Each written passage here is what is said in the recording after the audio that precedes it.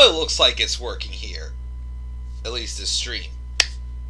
But quick question before we roll into this. I must ask you, who's in a rush to watch Raw tonight? Raise your hand. Anyone? Anybody? Hello? Hello?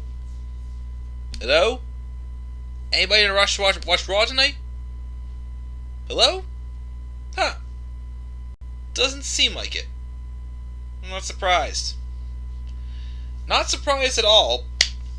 Especially after what last night's show told us.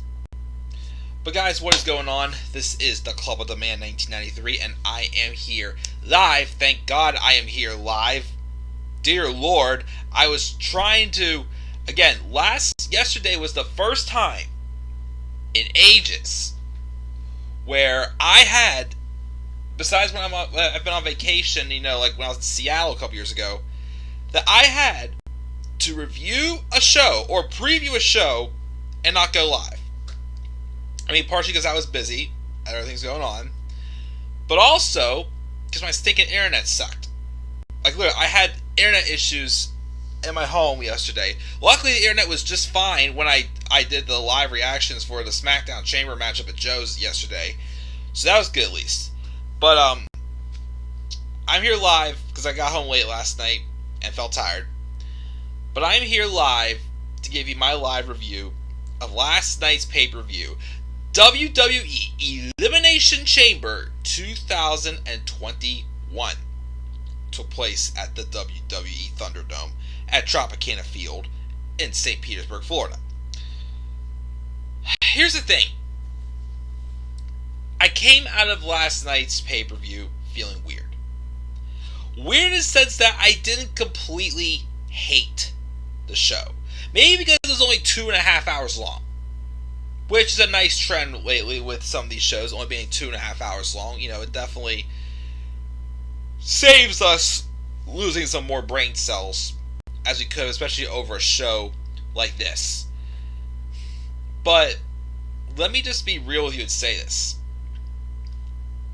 I came out of Chamber feeling disappointed. I feel like stuff we got at a different point in time, when so many people were booked better, I'd be happy with what we got. I'd be completely cool with having no complaints about what we got on this show, for the most part. But I came out of Chamber last night feeling kind of deflated. Because, and I hate to say this, because we all know we've loved the booking. We actually would love to see the match that's already been made official, the most likely main event of WrestleMania 37. But once again, even though he's being booked good for once, same old shit as always. The only thing that matters is Roman Reigns. It's the only person who came out of this pay-per-view with a direction, with a match at WrestleMania, and hopefully with a rematch set up at Fastlane. We'll get to that in a second. Other than that, everything else felt like a complete waste. A complete flop. We have people winning titles who have been booked like shit, like to the point where, who would want to see any of them be a champion because they feel like a joke. But you have the title, we're supposed to be happy for them. Well, I mean, be happy for the talent, but be happy that, oh my goodness, they finally gave us a title for someone that we feel should have gotten it a long time ago. But then again, you remember, they're being booked like a joke. Why should we want to see them as being champion? Just not the best pay-per-view I've seen in a while. Definitely so far the weakest one of 2021 in my opinion. And there was just a lot of missed opportunities on the show. But like I said, I'm in no rush to get to Raw today. I'll review this. I'll record that turn alert from Friday that I've been wanting to do, but again, just had no time this weekend. And then we'll go from there. So the live chat before we get there, what's up, Tyler? It was 11 years that the Miz. It's been 11 years that the Miz has been champion, and WWE champion at least. What's up, JR? What's up, Mark? It's always about Roman Reigns since 2015. Exactly. The only good match was the SmackDown Elimination Chamber match. Basically, sums up my point there, Mark. The only good match on the show. Oh boy. Well, first, to also address another little loophole here, well, there's two people that were removed from the show. The first one that we were suspecting, Lacey Evans. Lacey Evans did not have her Raw Women's Championship match, so I guess her pregnancy is real. I didn't want to be that guy to say that it was not real from the get-go, but, like I said, when you're caught in a god-awful, horrible storyline like that was, it makes it a little bit hard to believe at first when it happens, because it's like, okay, like WWE has backed themselves in that corner how many times where they've really, it just shows that you can't, just phone it in, put on these crappy, segments like we've gotten from Charlotte and Lacey, and then when stuff like this happens, don't get upset at us for actually not believing it, not 100% believing that Lacey Evans was pregnant. She is, obviously, and she's not going to be on TV for a while. Well, maybe just, kind of promo or so. Since she's pregnant again, they're probably going to use that in some ways for the story with Lacey and Charlotte. Oh joy. But so that was one person left off the card. The other person left off the card, which I did not get to finish to fix a graphic for that one, is Keith Lee. Keith Lee apparently has some type of injury, got pulled from the card, and on the pre-show they had a fatal four-way: John Morrison, Elias, Ricochet, and Mustafa Ali, and the winner would replace Keith Lee in the United States Championship match. So those were two big pulls in the show. Well, Keith Lee more so. Lacey Evans, who cares? But the show did open up on the main card with a match I thought that would. The SmackDown Elimination Chamber match. It was Jey Uso, Kevin Owens, Sami Zayn, King Corbin, Daniel Bryan, and Cesaro. I will say this was the match of the night. It was a good match. Wasn't the best chamber match I've seen. I would say it was still good. We didn't have too many, must-see spots in that match. Well, we had some, physical stuff from Bryan and Cesaro. I'll even give credit and say I thought King Corbin was pretty dominating in this match. Sami Zayn and Kevin Owens basically stood toe-to-toe for the first time in quite a while, to be honest. Probably since 2019, maybe, I think. I think that's the last time they stood toe-to-toe. They went at it for a little bit. Jey Uso did good in there as well.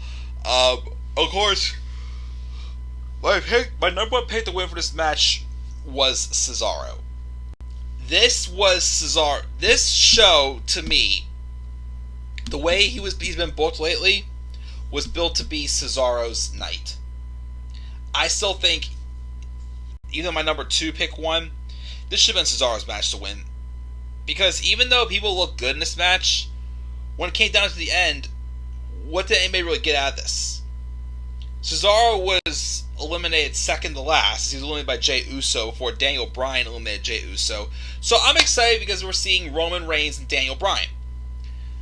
Problem, though, is, like I said, I love Daniel Bryan. I'm always going to love him. Number 1 fan. Definitely my favorite of all time. The man who got me invested into the wrestling product. But let me just be 100% real here. Even though he was my second pick to win, this was not his match to win. Cesaro, that was his match to win. And instead, they just squandered. And honestly, that started making me feel deflated. Because I'm just like, that's all we're going to do. Like, we didn't even, at least if Cesaro was not going to win this match, at least something happen, like, Seth Rollins interferes or in some ways cause some sort of distraction and whatnot. Like, why did we have to just have him lose clean and that's it? Again, is it back to being like, a tag team specialist now or just whatnot? He resigned. They got my hopes up. They didn't do anything about it. And again, Bryan won, which again, even though he's done a lot of losing lately, cool, because I wanted to see Roman Reigns and Daniel Bryan. I'm sorry, that was not the main event. Roman Reigns then played like a fiddle, and basically he wanted to come out and have the match next. So even though Bryan was all beaten up and worn out, he accepted the match. Roman beat the crap out of him for about a minute and a half, and got him to pass out to the guillotine. And then afterwards, Edge came out of nowhere, speared Roman out of the blue, and pointed his sign basically saying that he's picking Roman Reigns for WrestleMania. Are you surprised? I'm not really. I mean, despite the fact that I said in the intro about how nothing matters but Roman Reigns, it's still going to be a good match. I actually am intrigued by Roman Reigns and Edge in the main event of WrestleMania 37. But, and also, if they do go with this, which I'm hoping they do, they'll have Daniel Bryan and Roman Reigns a Fastlane. And they better give them a rematch. I will be so pissed if they literally just wasted Roman Reigns and Daniel Bryan, just a 90-second squash. Reigns gets on Bryan. I'll hate that. Because these two, we all know, can put on a masterpiece. Given the chance, they can definitely do that. So I'm hoping that we're getting Daniel Bryan and Roman Reigns at Fastlane at least before Reigns takes on Edge at Mania. At least give us that match. Give us a good 15-20 minutes. It should be a freaking classic. I hope so, because I don't know what the heck WWE's doing when they book any of this crap anymore. But it was smart, I will say, of Roman to come out when Bryan's down and have the match right there. And I thought we were gonna wait till the main event. I thought this was gonna be the main event match. It was not. So we move along. Roman Reigns retains. Hopefully Daniel Bryan gets a rematch. This next match I have a mixed bag on. It was supposed to be Bobby Lashley versus Keith Lee versus Matt Riddle for the United States Championship. But instead, with Keith Lee being hurt, it was Bobby Lashley, Matt Riddle, and John Morrison. Match was decent. Nothing special. It was mostly, for most of the time, a 2-on-1 handicap match as Bobby Lashley dominated them still and took them out like freaking monsters. And of course, Morrison and Riddle stuck together for most of the match, except for a few little parts. But then, the shocker of the night, well, one of the shockers of the night for sure, Matt Riddle won. Matt Riddle won.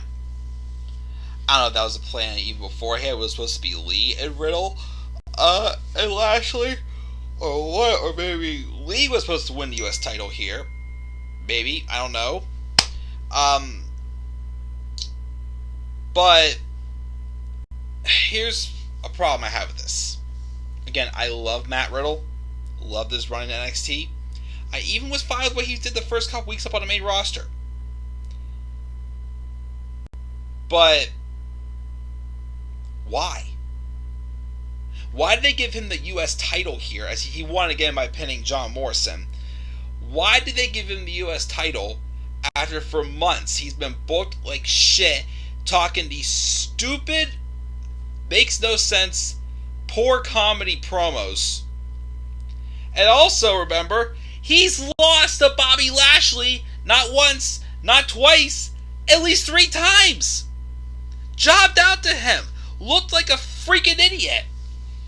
And now you expect us, with how badly he's been booked, to believe he's a credible United States champion? To want to see him go into WrestleMania as United States champion? If this is how it was in NXT with him, how he was booked, his work with, Pete Dunne and whatnot, and a bunch of other great work he's done in NXT, stuff with Velveteen Dream, and stuff with Cassius Ohno. I could go on all day. But why now when you booked him like crap? I mean, I love this. What a Happy Riddle one? I mean, yeah, I love the guy, but like I said, hindsight 2020, how did he earn this? How did he deserve it? Like, I don't get it. So Matt Riddle is your new United States champion, and Bobby Lashley obviously is not happy about that. But we'll get into that in a little bit. Match number 4, worst match of the show for sure. Women's tag title match: Nia Jax and Shayna Baszler taking on Sasha Banks and Bianca Belair. Nia and Shayna retain thanks to a distraction from Reginald. That was a total waste. Moving on to the main, not quite the main event. Well, should it be the main event? The Raw WWE Championship Elimination Chamber match. Drew McIntyre versus Jeff Hardy versus Randy Orton versus AJ Styles versus Sheamus versus Kofi Kingston. Look, I said this in my preview. Why did we have to have this be all former world champions when, again, it felt like nobody was going to benefit out of this? Because, like, what did the victory in this match do for any of these guys? Nothing. Absolutely freaking nothing. We had Kofi eliminate Randy Orton first, which to me, I'm just like, okay, we've seen that instigation happen between them. We know their history. It's pretty much done because Kofi got his full comeuppance on Randy in 2019. Kofi didn't really last super duper long. It felt pointless. When Randy was eliminated, though, also, Omos ripped off the plexiglass on AJ Styles' cell and he jumps into the match, when it wasn't even his time yet or whatnot. That was very bad continuity there. Also, I must ask this question. Think reality-wise here. If a referee is constantly kicking somebody out from ringside, then why do they still let them come to the ring? Why? Like, I don't get that. Like, Omos has been eliminated like how many times for interfering? Yet, they just send him to the back and they let him come out next week. Why would they even allow people, if that's a storyline, people just, constantly recycling that storyline? It's dumb. I'm sorry. The final 2 was Drew McIntyre and AJ Styles. And Drew McIntyre won. Fine. It was just a whatever match. Nothing really felt too special about it. But then, afterwards. So, earlier in the show, we had seen The Miz backstage talking with MVP. We also, keep in mind this, saw The Miz get slapped by Bad Bunny. Well, after the chamber lifts after this match, Bobby Lashley came storming into the ring and beat the hell out of Drew McIntyre. And it led to The Miz coming out and successfully cashing in and your new 2-time WWE Champion, The Miz.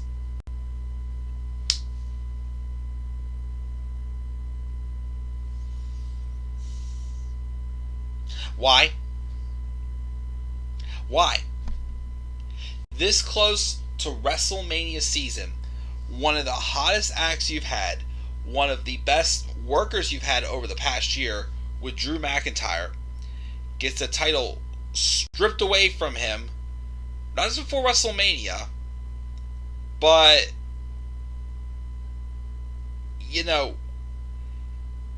why is he winning it when, like Matt Riddle, he's done nothing but lose and has been booked like a chump? Like, how does that make the rest of the roster feel? Or look? It's basically like whenever Lana was the sole Survivor Series. So no one else matters but Lana? Like, are you purposely trying to pull these jokes on us, make the show look as bad as possible, just to fool around with us? What are you getting from that? Like, If this was 2016 Miz, the 2018 Miz, definitely. Even 2019 Miz. Like, I'll take Miz between 2016 and before he got beat up by Shane in 2019. I will take that Miz any day to be champion. You know, the ones who cut these passionate promos with so much truth in them that made him get a lot of, like, serious attention, that made him legitimately, a great heel. One of the best heels in the company. They turn him face with the great momentum behind it. Again, I still think back to that promo he cut on SmackDown 2 weeks after Shane turned on him at Fastlane. Again, I'm dead serious. When The Miz is cutting these serious promos, basically telling the truth, he's on the ball. But when he's doing this whole comedy crap, like, correct! And all this other annoying little piece of shit, it's like, why would we want to see him be WWE Champion? And also the fact, again, I love Damian Priest. But with him being a new guy on the roster, the person who's using to put him over is now the WWE Champion, The Miz. Like what's going to happen next? Like, are they going to put the title on, like, Bad Bunny or something instead of, an actual, wrestler? Nope, all about the celebrities, all about drawing the viewers, drawing the cash, drawing the money, and it's just so bullshit. I'm sorry. Miz being champion, I don't buy it. I don't buy it. It's not going to be a good run. I'm warning myself right now. But what do I know? I'm just a wrestling fan. Again, nothing came out of this show except for Roman Reigns and Edge. That's it. And with that being said, it's going to do it for this review of Elimination Chamber. Again, I didn't care much for it. I mean, there were some parts I thought were enjoyable, but the results just left me deflated. I gave this show a C-. Check the live chat, see what your thoughts are. The Raw Chamber match was the best match of the night, Tyler thought. Mark gave the show a D. They really don't care about the fans before Mania. Oh, they never care about the fans. It's not just before Mania. It's just, it's just there. Most of the matches on the show were just there and did nothing for anybody, which is very unfortunate. But yeah, guys, that's gonna do it for this brief live review of Elimination Chamber. Again, I'm glad the stream's working again. Again, gave the show a C-. We'll see if Raw can recover or do something out of the blue tonight to really light a fire under their asses. Who knows? But guys, that's gonna do it. What are your thoughts on Elimination Chamber from last night? Make sure to leave your thoughts down in the comment section below. Slap like on the video and subscribe for more content. Come on my channel. Follow me on Twitter at DemandAirBoy93. Until then, guys, I'm checking out. Have a great rest of your night, and I'll see you all later. Peace out, everybody.